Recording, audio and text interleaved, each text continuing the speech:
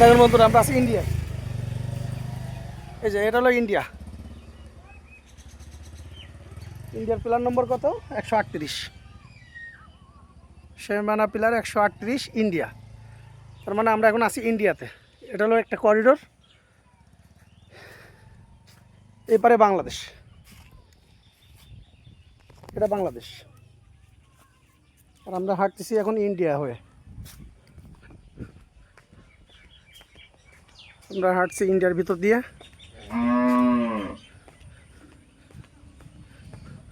মজার ব্যাপার হচ্ছে এটা বাড়ি হলো বাংলাদেশে, অথচ রাস্তা ইন্ডিয়ার।